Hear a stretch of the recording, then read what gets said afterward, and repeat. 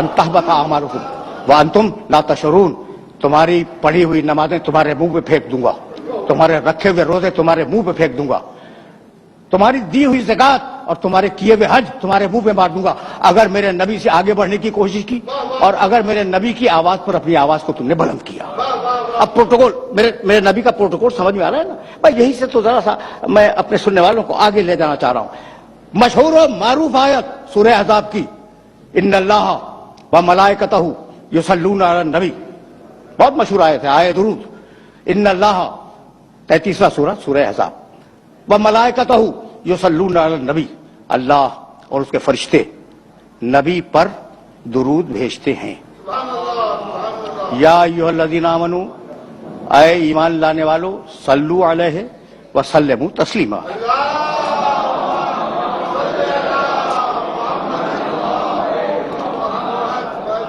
ऐ ईमान लाने वालों, तुम भी उस पर दुरूद भेजो और उसके आगे अपने सरे तस्लीम को खम कर दो। कुरान का कोई लफ्ज बेमसरफ नहीं है। कुरान के पास वक्त 23.5 साल का, काम क़यामत तक का। तो जो लफ्जों को जिन लफ्जों को वो मुंतखब कर ले और जो लफ्ज उठा ले लुगत से, वो जाहिर है कि बड़े मानीदार होते हैं। या भाई इन्नल्लाह व मलाइकतहू युसल्लूना अलन नबी, नबी, रसूल, मोहम्मद, अब्द। अल्लाह दुरूद भेजता है मोहम्मद पर, आयत में नबी है, मोहम्मद नहीं है। ठीक है ना। अच्छा, ये मेराज में ले गया तो कहने लगा सुब्हानल्लज़ी असरा बिअब्दिही लैलन, मैं अपने अब्द को ले गया मेराज में, अपने अब्द को ले गया मेराज में। तो मोहम्मद विलादत के वक्त नाम रखा गया, मेराज में गए अब कहलाए। ठीक है ना। अच्छा, फिर रसूल बने, जब ऐलान बेसत किया तो रसूल बने। तो दुरूद भाई तवज्जो रहे, मोहम्मद पे नहीं, दुरूद रसूल पे नहीं, दुरूद अब्द पे नहीं, दुरूद नबी पर। अब सोचने वाली बात है कि लफ्ज नबी को मुंतखब क्यों किया। दुरूद भेजता है मोहम्मद पर, नहीं, दुरूद फिर उस दिन से होती जिस दिन मोहम्मद दुनिया में पैदा हुए। अल्लाह और उसके फरिश्ते दुरूद भेजते हैं रसूल पर, उस दिन से दुरूद होती जिस दिन से ऐलान रिसालत किया। ठीक। अच्छा, अभी अगर कह देता कि अल्लाह और उसके फरिश्ते अब्द पर, अब्द के मानी बंदा, अब पर दुरूद भेजते हैं, तो मेराज की रात से दुरूद शुरू होती। ठीक है या नहीं। फिर एक मर्तबा सहमत और देना चाह रहा हूं, मोहम्मद विलादत के दिन से, रसूल बेसत के दिन से, अब्द मेराज की रात से रखा।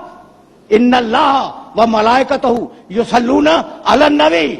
अब जब से नबी है तब से दुरूद है, कब से नबी है, कुंतु नबिय्यन व आदम व मावती।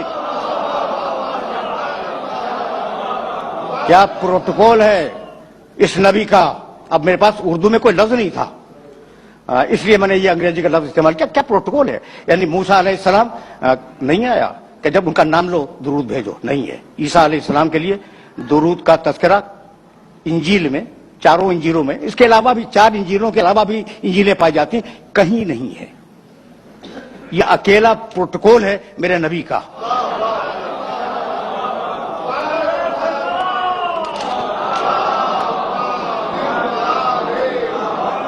वज़कुर 19वां सूरा फिल किताब मरियमा इज़ तबज़त मिन अहलिहा मकान शर्किया।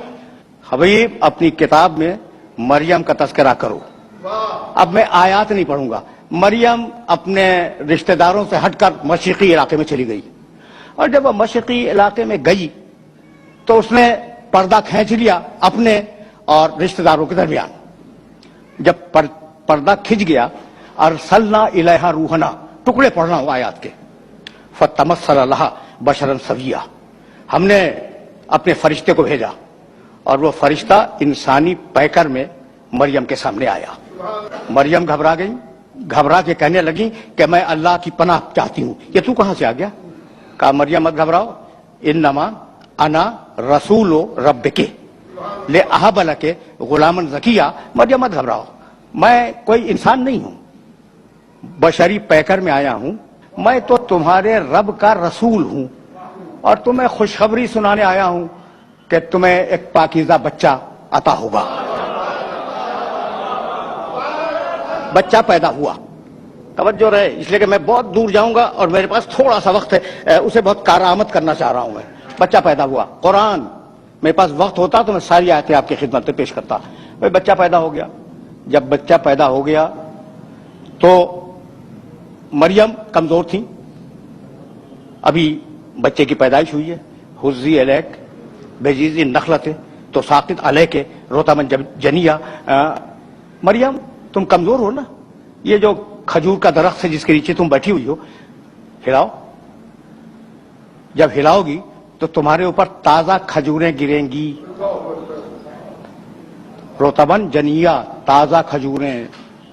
بھائی توجہ رکھنا، تازہ کھجوریں گریں گی. کس دن گریں گی؟ 25 دسمبر کو تازہ کھجوریں، جو خرموں کے پکنے کے دن ہی نہیں ہیں. تازہ کھجوریں گریں گی، انہیں کھاؤ اور اپنی طاقت کو بحال کرو. پھر آگے مریم بچے کو گود میں لے کے چلی. جب وہ شہر ناصرہ کے چوک پہ بچے کو گود میں لیے ہوئے آئیں تو پاکیزہ مریم، کنواری مریم، طاہرہ مریم، مطہرہ مریم. وہ بوڑھے یہودی جو وہاں بیٹھے ہوئے تھے، انہوں نے کنواری مریم کی گود میں بچہ دیکھا تو کہنے لگے یا اخت ہارون ما کان ابو کمرا سوئن وما کانت امک بغیہ. اے ہارون کی بہن، تیری ماں بھی اچھی تھی، تیرا باپ بھی اچھا تھا، تو بچہ کہاں سے لے آئی؟ تو یہ بچہ کہاں سے لے آئی؟ اب یہ جملہ ہے نہیں، یہ میں سمجھانے کے لیے کہہ رہا ہوں. تیری ماں بھی اچھی تھی، تیرا باپ بھی اچھا تھا، یہ بچہ. فاشارت الیہ، مریم نے اشارہ کیا گود کے بچے کی طرف. میرے عزیزوں، میرے دوستوں، میں آپ کے سامنے یہاں موجود ہوں. ٹھیک، آپ نے مجھ سے کوئی سوال کیا اور میری گود میں بچہ ہے. فرض کر لیں تھوڑی دیر کے لیے میری گود میں 2 دن کا 2 ہفتے کا کوئی چھوٹا سا بچہ ہے. آپ نے مجھ سے سوال کیا، کوئی علمی سوال. میں نے کہا اس بچے سے پوچھ لیں. تو اب 2 صورتیں، اپنی مثال دے رہا ہوں، 2 صورتیں. میں نے کہا بچے سے پوچھ لیں، ٹھیک ہے نا. تو یا تو میں پاگل ہوں اور یا پھر مجھے یقین ہے کہ بچہ بولے گا.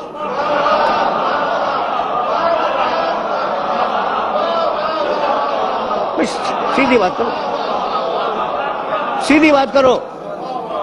یا تو میں واقعاً پاگل ہوں، کہہ رہا ہوں کہ اس بچے سے پوچھ لو، اور یا مجھے یقین ہے کہ بچہ بولے گا. تو مریم کو یقین ہے کہ بچہ بولے گا. فاشارت الیہ، کہا اس سے پوچھو. قالوا کیف نکلم من کان فی المہد صبیا.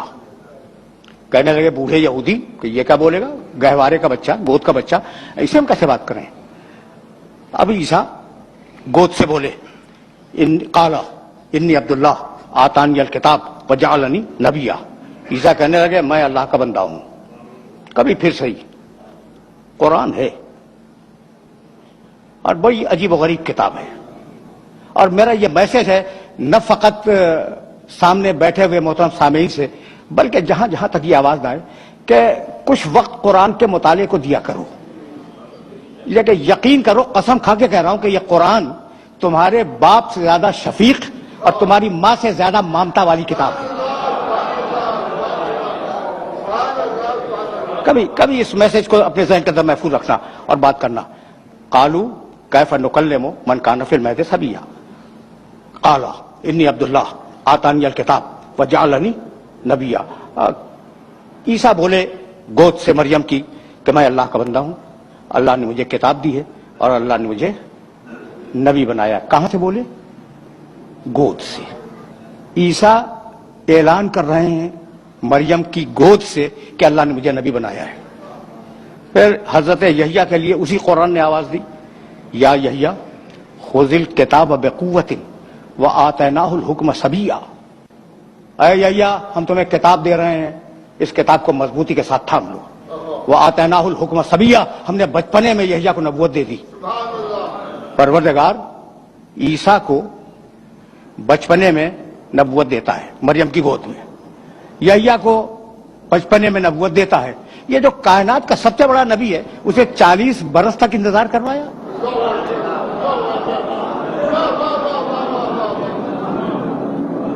سوال ہے یا نہیں ہے؟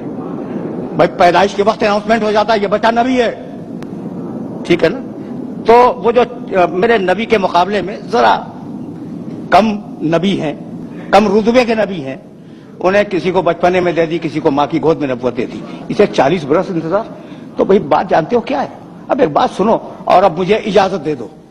دنیا میں جتنی بھی درسگاہیں پائی جاتی ہیں تجرباتی علوم کی، یعنی سائنسز کی، جتنی درسگاہیں دنیا میں پائی جاتی ہیں نا، ان درسگاہوں میں جب استاد پڑھاتا ہے تو پہلے تھیوری سمجھاتا ہے، پریکٹیکل بعد میں کرواتا ہے۔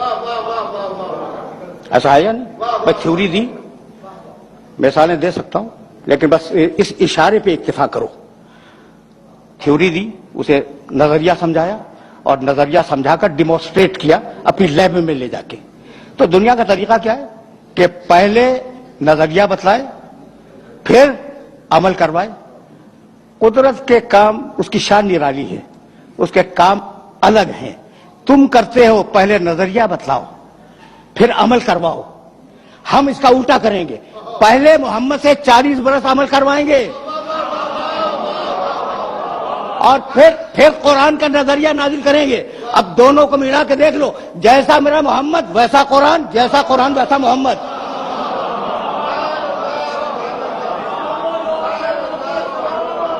یعنی میں کہنا یہ چاہ رہا ہوں کہ یہ دو الگ الگ چیزیں نہیں ہیں، لفظ ہیں سمجھانے کے لیے دو الگ ہے، قرآن اور محمد، یہ دو الگ الگ لفظ ہیں، مفہوم ایک ہی ہے۔ بھائی پہلے میں نے اس شخص کو بھیجا اور 40 برس اس کا کردار دیکھو، اور پھر اب قرآن بھیجوں گا اور دونوں کو ملا کے دیکھ لینا۔ تو مطلب تو یہی ہوا کہ یہ دونوں علم الہی کا پرتو ہیں۔ جب علم الہی لفظوں میں ڈھلا قرآن کہلایا، اور جب نور کے پیکر میں ڈھلا محمد کہلایا۔ تو اگر قرآن بے عیب ہے تو میرا نبی بے عیب ہے۔ دیکھو بھائی، میں نے تو کہہ دیا میرا نبی ہے تو میں دعویٰ کروں گا کہ بے عیب ہے، ٹھیک ہے نا؟ کوئی ثبوت ہے؟ اگر ثبوت فلسفے منطق سے دینا شروع کروں تو بوجھل ہو جائے گا۔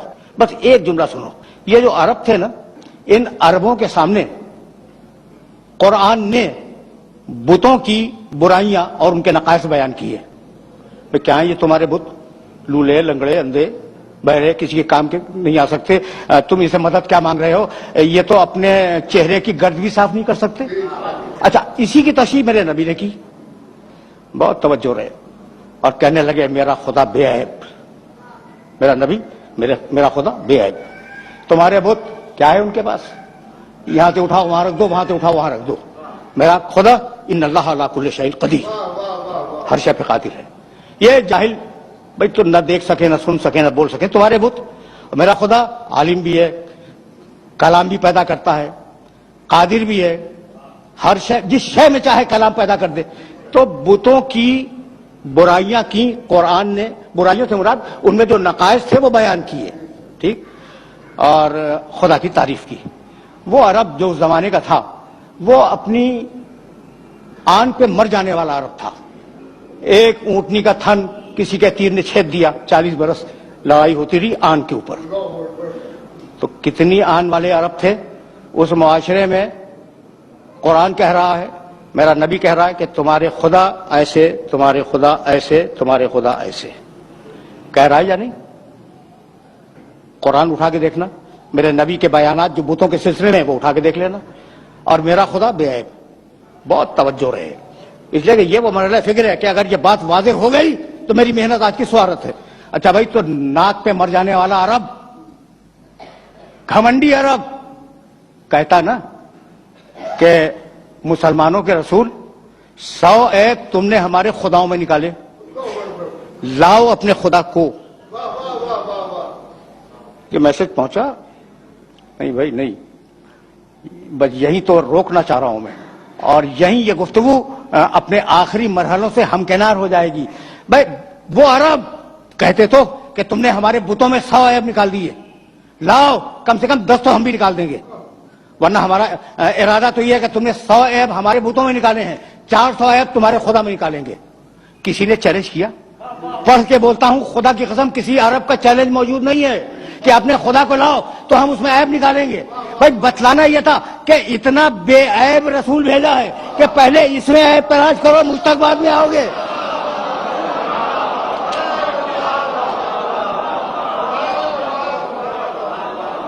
حقیقت یہ ہے کہ کوئی نبی کائنات کا مجھے معاف کر دینا، میں تو قرآن کے فریم ورک میں باتیں کر رہا تھا، میرے نبی کے مقابلے پہ کھڑا نہیں ہو سکتا. مشکل ہے، مشکل نہیں، ناممکن ہے. سورہ مائدہ 5واں سورہ قرآن کا، بس یہ سن لو اور مجھے اجازت دے دو. 5واں سورہ اور اس سورے کی 110ویں آیت جا کے ضرور دیکھنا. وَإِسْتَخْلُقُ مِنَ الطِّينِ كَهَيْئَةِ الطَّيْرِ بِإِذْنِي فَتَنفُخُ فِيهَا فَتَكُونُ طَيْرًا بِإِذْنِي وَإِذْ تُبْرِئُ الْأَكْمَحَ وَالْأَبْرَصَ بِإِذْنِي وَتُخْرِجُ الْمَوْتَى بِإِذْنِي. اس پڑھے لکھے مجمع میں اذن کا ترجمہ کرنے کی ضرورت نہیں ہے. اذن کے معنی اجازت. ٹھیک، ترجمہ کروں. وَإِسْتَخْلُقُ مِنَ الطِّينِ كَهَيْئَةِ الطَّيْرِ بِإِذْنِي. عیسیٰ اس وقت کو یاد کرو جب تم گیلی مٹی اٹھا کر پرندے کی شکل بناتے تھے بے اذنی، میرے اذن اور میری اجازت سے. فَتَنفُخُ فِيهَا فَتَكُونُ طَيْرًا بِإِذْنِي. تم نے اجازت تو لے لی، پھر تم نے پھونک ماری، پرندہ اڑ گیا میرے اذن اور میری اجازت سے. بڑا نبی ہے، صاحب شریعت، حضرت عیسیٰ علیہ السلام صاحب شریعت، اولو العزم، اور آج تک زندہ ہے، چوتھے آسمان پہ. بھائی کیا ہے؟ اذن دے مالک، مٹی اٹھائی. اذن دے پرندہ بناؤ، اذن مل گیا. پرندہ بنا لیا، اذن دے پھونکو، اذن مل گیا. اور اذن الہی سے پرندہ اڑ گیا. وَإِذْ تُبْرِئُ الْأَكْمَحَ وَالْأَبْرَصَ بِإِذْنِي. عیسیٰ تم نے کوڑھی انسان کو اچھا کیا میرے اذن اور میری اجازت سے. والابرص، جسے سفید داغ ہو جائے تم نے اسے اچھا کیا. ٹھیک ہے، سورہ مائدہ 5واں سورہ 110ویں آیت.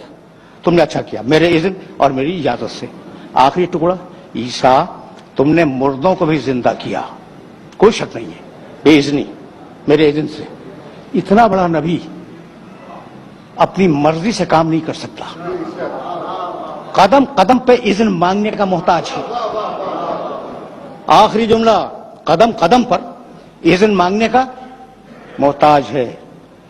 اذن مانگا، مٹی اٹھائی، اذن مانگا، پرندہ بنایا، اذن مانگا، پھونک ماری، اذن الہی سے پرندہ اڑ گیا.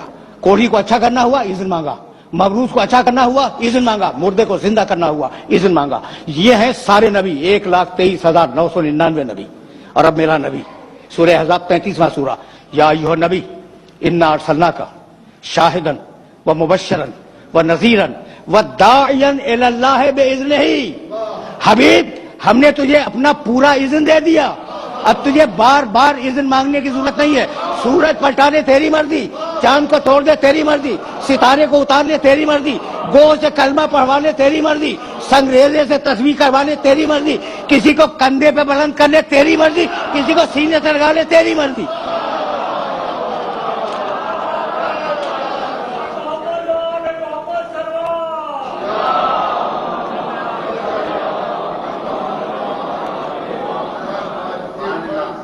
وآخر دعوانا ان الحمد للہ رب العالمین. پروردگارہ اس عبادت کو قبول فرما، پروردگارہ ہمیں کامل ایمان فرما، پروردگارہ ملک کو مستحکم فرما اور ملت اسلامیہ کو متحد فرما. فسیعلم الذین ظلموا